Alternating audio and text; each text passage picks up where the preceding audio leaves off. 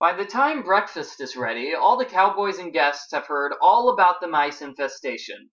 The Rowleys assure everyone that the mice are gone and the kitchen is once again spick and span, and that Mrs. Thurman has cooked the best breakfast yet, a sausage and egg casserole with hash browns and melon slices. Their appetites roused, everyone sits down and digs in.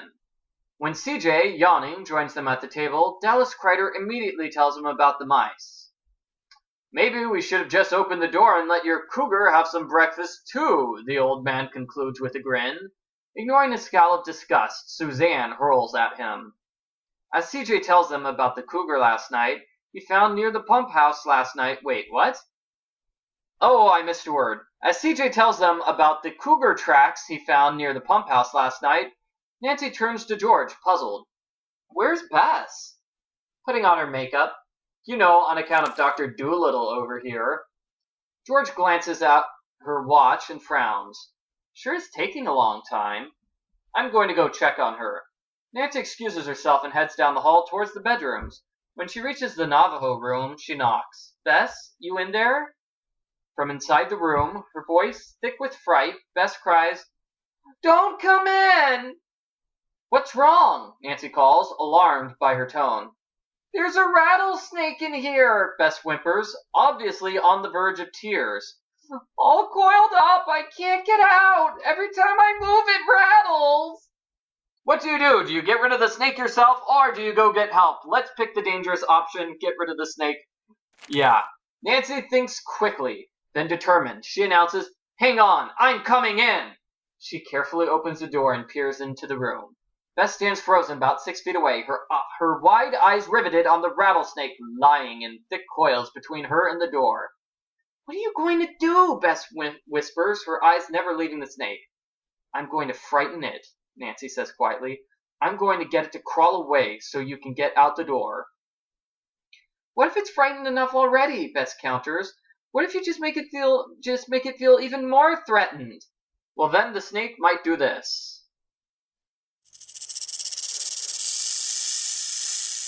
Nasty. "Don't worry, I know what I'm doing." Nancy steps around the door and into the bedroom. Sensing this new movement, the snake cranes its massive triangular-shaped head in her direction.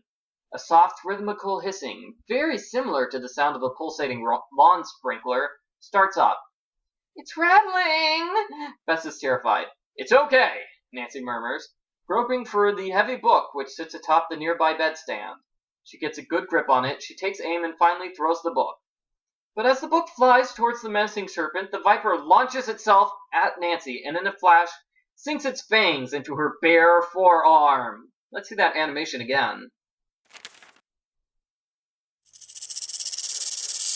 Stumbling backwards, Bess does what Nancy doesn't have time to do. She screams at the top of her lungs. The Rowleys and the other guests come running. For Nancy, what happens next is a blur. She's vaguely aware that her arm hurts, and at some point during the truck ride to Tumbleweed, she realizes her arm is suddenly purple and swollen. By the time they reach the clinic, she's beyond drowsy, and when they administer the antivenom, she's only semi-conscious.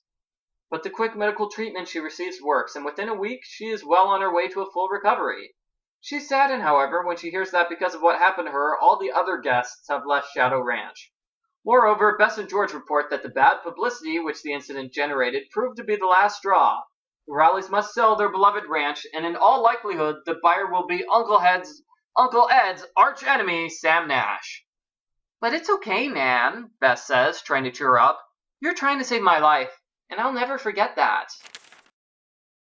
Nice try saving Bess, but perhaps you should have left that up to the experts? What's your next move, detective? Try again. Okay, by the time breakfast is ready, wait, we already did that. Go get help. Nancy struggles to remain calm. "It's okay, Bess. I'll be right back with help. Just hang on." She turns and runs back down the hall. When she reaches the dining room, she enters as calmly as possible and addresses CJ, who is talking to Dave. "Excuse me, but could I talk to you for a second?" CJ glances at Dave, who shrugs off the interruption. "You'll go ahead. We can talk at the track."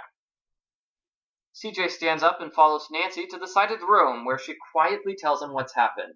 His eyes widen. He looks around quickly, grabs the broom and a lidded garbage bucket from the kitchen, then hurries out of the room with Nancy at his heels.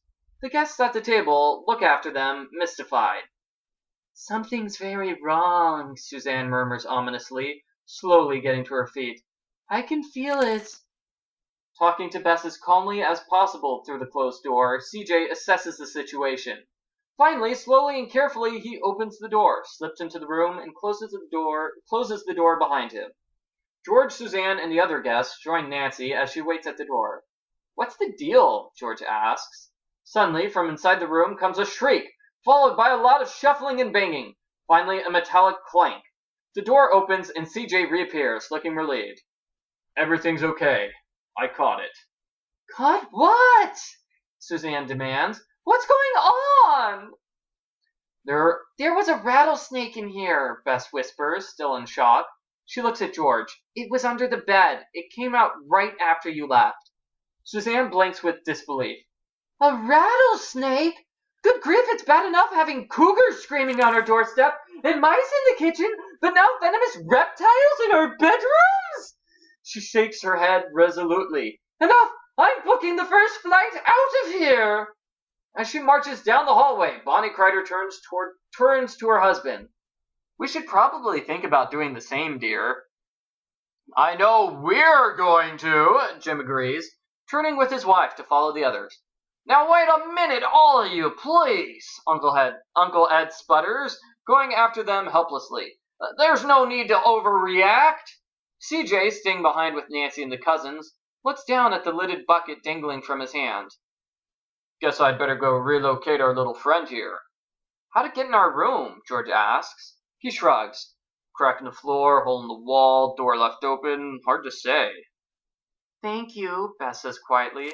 Sorry I acted like such a baby.